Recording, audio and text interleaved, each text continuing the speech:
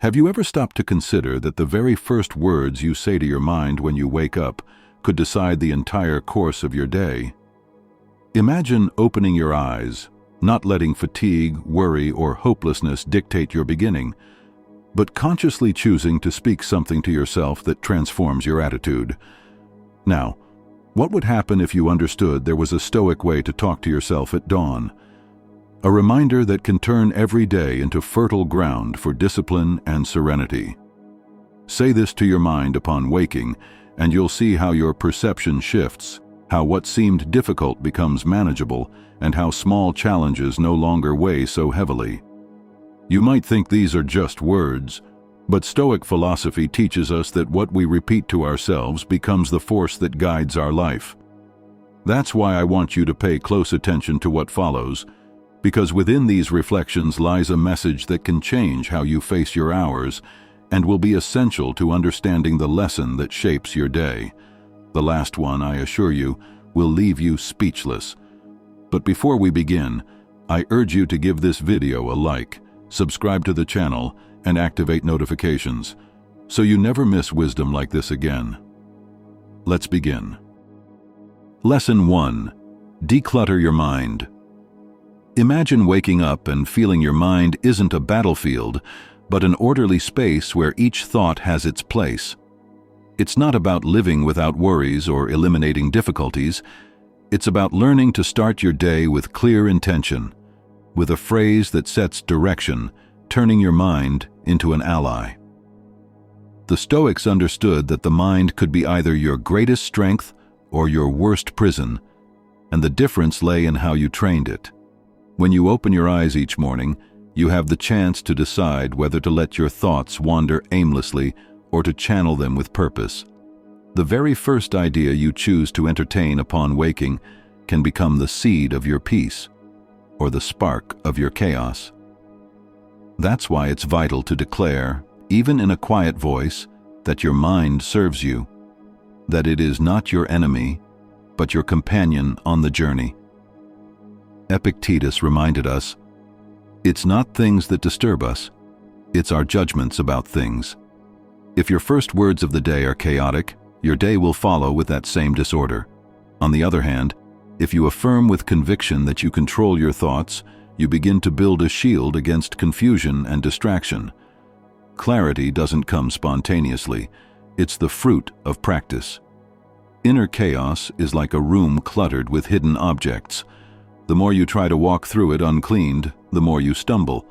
A disordered mind accumulates worries, regrets, doubts, and distractions, and without realizing it, you begin your day carrying a weight that doesn't belong to you. Marcus Aurelius advised observing your thoughts as if they were visitors. Some enter with respect, others bring disorder. The key is deciding which ones you allow to stay. Decluttering your mind involves pausing, taking a deep breath, and recognizing which thoughts bring you closer to your purpose, and which only serve to divert your attention. Serenity isn't the absence of movement. It's the ability to ensure everything has its rightful place. A morning thought of gratitude, another of purpose, another of self-mastery. This small discipline can completely transform how you face the rest of your day. Imagine each thought as a tool. If you let them scatter, you'll fumble, but if you organize them, you can use them when needed. In the same way, a clear mind doesn't eliminate problems, but allows you to respond with intelligence, not reactivity. Seneca pointed out, "A life without direction is like a ship without a rudder, carried by any current." Mental chaos is exactly that, the feeling of being adrift, at the mercy of everything external. But when you organize your mind, the rudder returns to your hands. You begin to filter what is valuable and what isn't, and discover that many battles you're fighting are merely internal arguments with yourself. Declaring your mind an ally means taking responsibility. It's not about waiting for perfect thoughts. It's about training yourself to distinguish between what is useful and what is harmful. If every morning you tell yourself you control your thoughts, slowly your mind will accept that truth as habit. There's no magic, only discipline, and discipline, though it demands effort, always brings freedom. Mental order isn't a luxury, it's a necessity. We live surrounded by distractions, notifications, and outside voices demanding attention. But what defines your calm isn't what happens outside. It's how you choose to organize what happens inside. Remember, you can't stop the world's noise, but you can choose not to let it enter your inner space. Each day is a new beginning, and the first command you give your mind sets the course. Choose clarity, gratitude, and direction at sunrise, and the rest of your day will follow that melody. Don't wait for peace to arrive on its own. Build it with every conscious thought. The power of your life isn't in what happens around you, it's in how you organize your inner world. Make your mind your ally, and watch everything around you begin to make sense. Now, I invite you to write in the comments the phrase that will remind you of this path. Today, I order my mind and take control of my thoughts. This way, you don't just declare it, you make it a commitment. Lesson 2. The power of a strong beginning. Every day begins as a blank page, and the first thing you write in your mind upon waking is what will set the tone for all that follows. A positive thought at the start is like a seed that will bear fruit in the hours ahead. It's not a minor detail. It's the beginning of your daily destiny. The Stoics understood that you couldn't always control what the world would bring, but you could control how you chose to begin your day. Marcus Aurelius asked himself each morning how he would live that day in accordance with virtue, because he knew the beginning held a power that could guide everything else.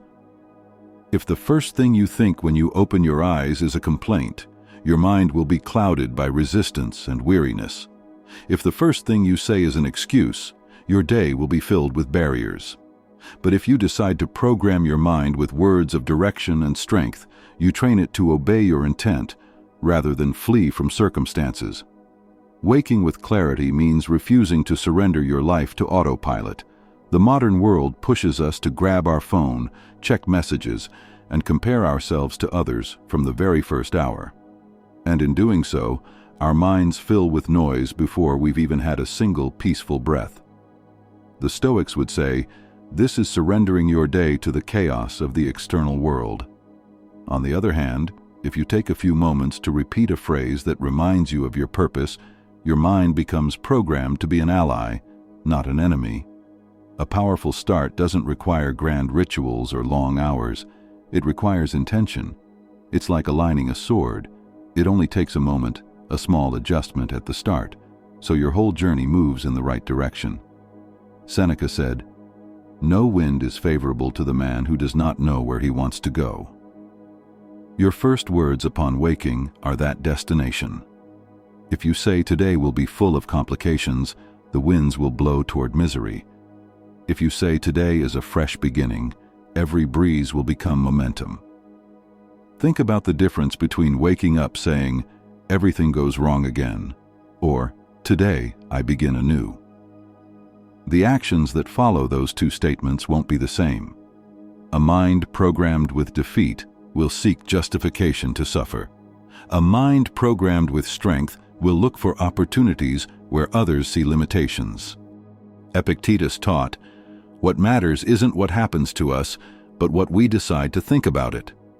That decision is made the instant you open your eyes. Inner chaos feeds disordered thoughts. Clarity, on the other hand, is born from simple yet firm phrases, telling yourself, "I am master of my mind," or "Today I choose to move forward," or remembering that your life doesn't depend on externals, but on your internal choices. It's not about denying problems or ignoring difficulties. It's about training your mind to know where to focus its attention.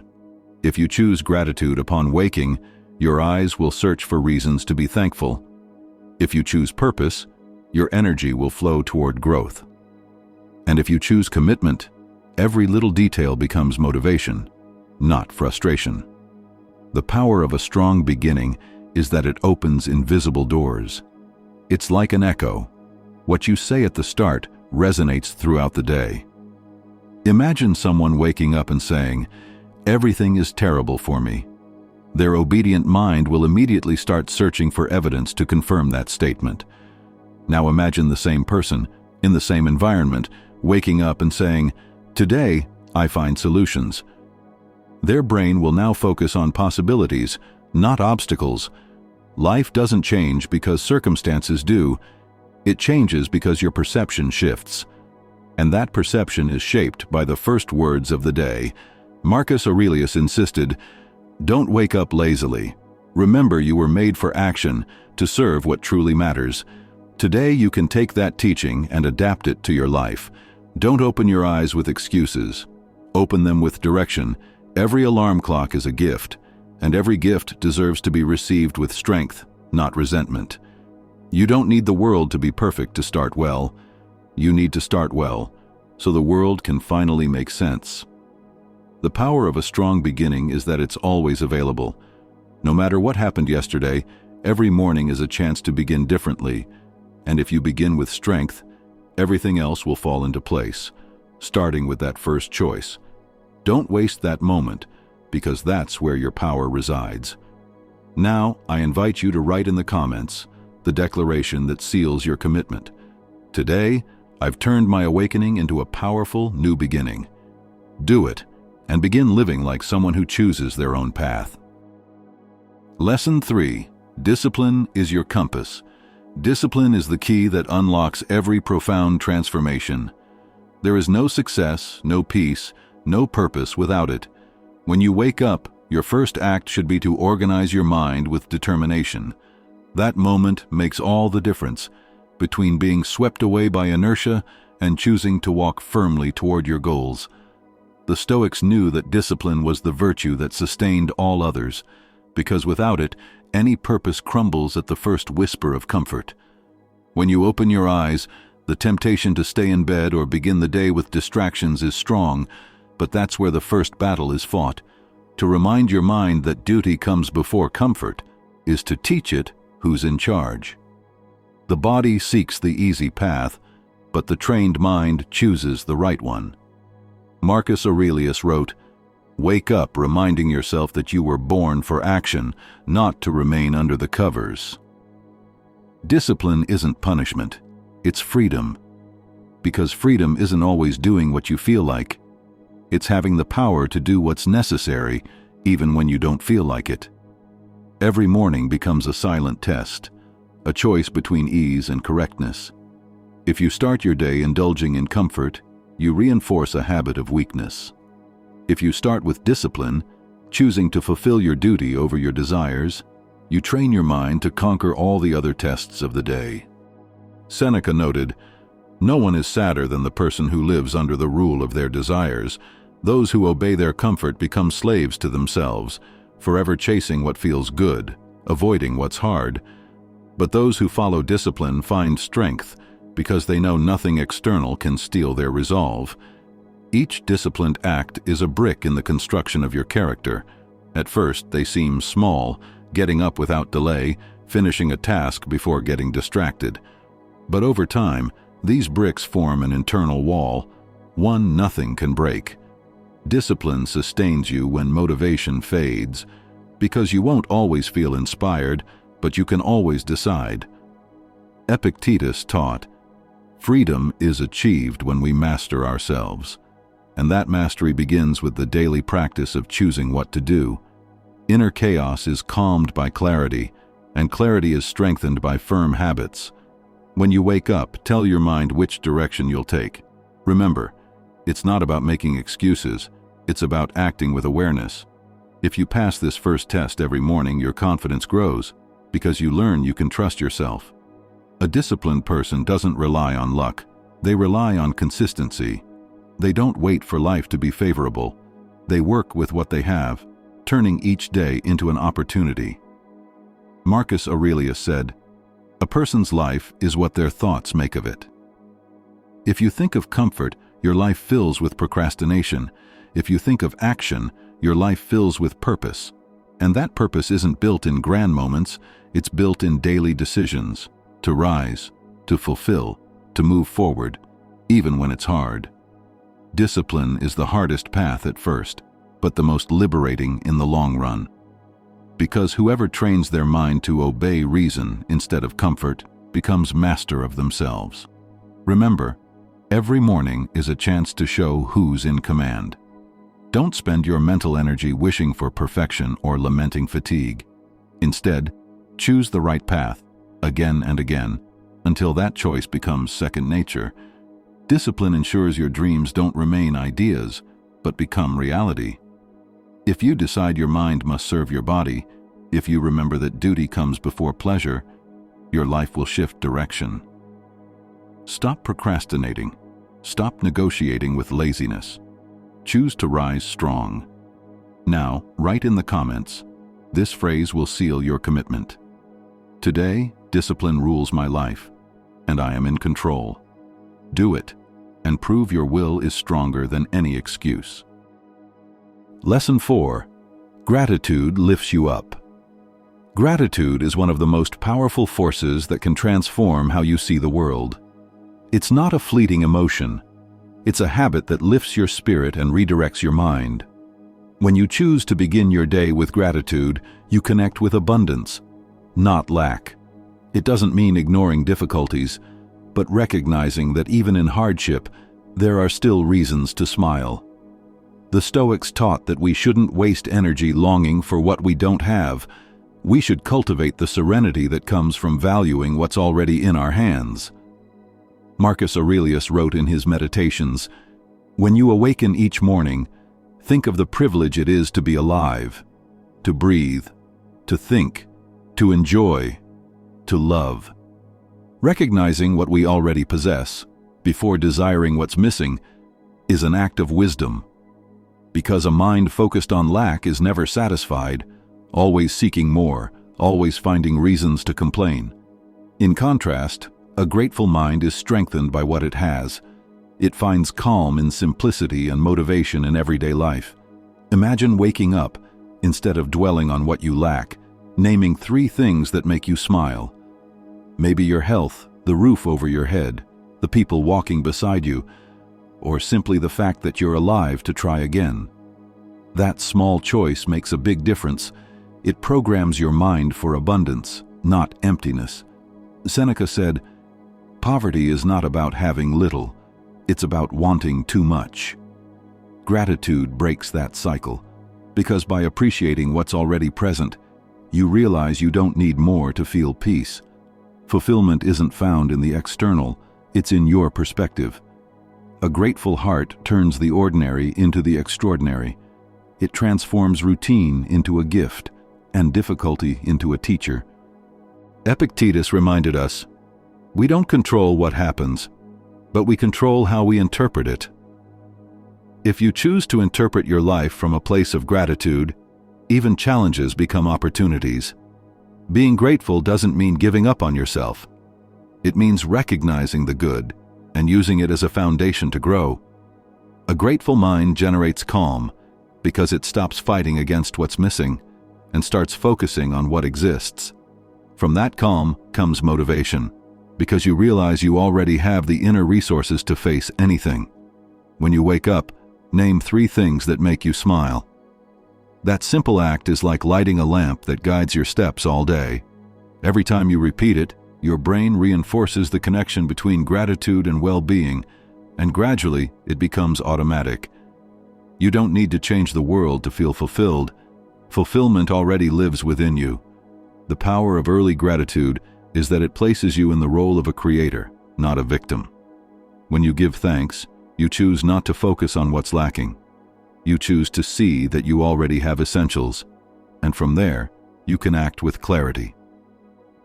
Gratitude is the foundation of resilience because those who recognize the good can endure the hard. Conversely, those who only see lack collapse at the first adversity. That's why the Stoics valued this practice so deeply, because gratitude keeps them grounded, even in tough times. Marcus Aurelius, despite being an emperor burdened with immense responsibilities, found reasons to be grateful for each sunrise, for every chance to live virtuously. You can do the same today. Complaining builds nothing, but gratitude opens paths. Don't wait until you have everything to be grateful, because if you do, it will never be enough. Start now, with what you have, who you are, and what you're breathing. This attitude connects you to an abundance no external force can take away. Gratitude lifts you above your problems because it reminds you that you already have more than you usually acknowledge. Don't lose the opportunity to experience the difference it can make in your life. Every morning is an invitation to choose the lens through which you walk. Make that lens gratitude and watch how everything else begins to fall into place. Now, write in the comments, this affirmation will reaffirm your commitment. Today, I am grateful, and my gratitude lifts me above all. Do it, and turn your morning into an act of inner power. Lesson 5. The present belongs to you. The present is the only thing you truly possess. No matter how much you dwell on the past or fantasize about the future, the only thing alive right now is this moment. When you open your eyes each morning, tell your mind clearly, only the now exists. Don't get trapped in what already happened, or in what hasn't happened yet. The Stoics understood that much of our suffering comes from living in times that aren't ours. Nostalgia that chains us to the past, anxiety that projects fear into the future. Marcus Aurelius repeated this in his meditations. The present is sufficient. The well-trained mind knows how to inhabit it. Yet we tend to start the day weighed down by old fears, reproaches, mistakes, and wounds, returning again and again to occupy space in our minds. But what's already happened holds no power, except what you give it. You can't move forward if you keep looking back. Avoid risking your day with invisible chains. Each sunrise offers a gift, a chance to begin fresh, without carrying yesterday's pain or tomorrow's dread. Seneca said, "We suffer more in imagination than in reality." We anticipate pains that may never come. We create disaster scenarios. We relive failures that never occurred, while the present slips away. Living in the future is hiding from the only certainty we have, the now. Ask yourself, how many times have you worried about something that ultimately didn't happen? The restless mind excels at inventing storms, but the practice of returning to the present is like an anchor. It protects you from being swept away by uncertainty. Epictetus taught, "We don't control what comes, we only control what we do now." And in that now lies your true power. The present needs no embellishment. You don't need to compare it to the past or project it into the future. You only need to inhabit it. When you eat, eat fully. When you work, work with presence. When you speak, listen sincerely. That awareness turns the mundane into the extraordinary, because it lets you experience life in its purity, free from the filters of anxiety or regret. Imagine waking up and telling yourself, "Today I won't carry the past or rush into the future. Today I'll focus only on what's right in front of me." That simple decision changes how you live. The heavy becomes lighter because you only carry what belongs to this day. Not all that's already passed, nor all that hasn't arrived. The present is power because it's action. No one acts yesterday, no one acts tomorrow. You can only decide, speak, and move now. Everything else is memory or speculation. Marcus Aurelius reminded us, "A man doesn't lose his life all at once. He surrenders it moment by moment." If you don't inhabit the present, if you surrender it to wandering thoughts, you give away the one thing that's truly yours. Inhabiting the now doesn't mean forgetting what you've learned or stopping planning. It means recognizing that life is built moment by moment, and everything you desire begins with what you choose to do right now. Every conscious breath is a return to yourself. Every decision to center your mind on what's in front of you is an act of freedom. Don't let your day dissolve into what you can't change or what doesn't exist yet. Reclaim your power here and now. When your mind tries to travel to the past, remind it, that story has already been written. When it races toward the future, tell it, that hasn't arrived. and when you successfully bring it back to the present, you'll feel a serenity no worry can steal. The now is the only territory where you are sovereign. Defend it, inhabit it, enjoy it. Your life isn't in what you think or remember. It's in the moment you're living. And if you learn to keep your attention here, you'll discover you need nothing more to feel complete. Now I invite you to write in the comments the affirmation that seals your commitment. Today I choose to inhabit the present and make it mine. Declare it and make this moment your greatest strength. Lesson 6. You are not your thoughts. You are not your thoughts. That is a truth that can liberate you if you embrace it with your whole heart. When you wake up, the first thing that often arrives is scattered ideas, floating emotions, memories, or concerns, trying to settle in your mind as if they belonged. But you are not a prisoner of whatever appears in your head. Remember, your mind serves you. It doesn't govern you. It is a powerful tool, but not your identity. Marcus Aurelius knew this when he wrote, "The mind should serve reason and virtue, not be ruled by passions. You must choose which thoughts you allow to grow, just as a gardener chooses which seeds to water. If you let complacency flourish, you'll soon have a garden full of loss. If you nourish gratitude, a space of calm and clarity will grow." It's not about controlling every passing thought, since thoughts are like guests, but about deciding which ones deserve your energy. Epictetus reminded us, it's not things that disturb us, it's the interpretations we make about them. And those interpretations are thoughts, not absolute truths. If one day you wake up feeling sad, that doesn't mean you are a sad person. If your mind brings fear, it doesn't mean you're a coward. Thoughts are like clouds crossing the sky. They form, move, and disappear. You are the sky, not the clouds. Don't define yourself through transient emotions, because doing so is like building your house on quicksand. True identity runs deeper than how you feel when you wake. You are the consciousness that observes, not the noise that arises. Seneca said, "Whoever is carried away by every emotion becomes like a ship without a rudder." But when you understand that thoughts are just visitors, you can welcome them without letting them steer your course. Think of all the times your mind predicted disaster that never came, or when it told you, you can't, and yet you did. The mind doesn't always tell the truth. It has a habit of exaggerating, anticipating, and remembering with pain. That's why you must learn to treat it like an advisor, not your master. If you let it govern you, you'll live trapped in fear and doubt. If you put it in your service, it will give you clarity and direction. When you wake up, observe what appears in your mind, but don't let it become your identity. You can say, "This is a thought. It is not me." That distance is enough to reclaim control. It doesn't mean denying what you feel. It means recognizing you are not what you feel. Anxiety, sadness, euphoria, fear, all are temporary emotions.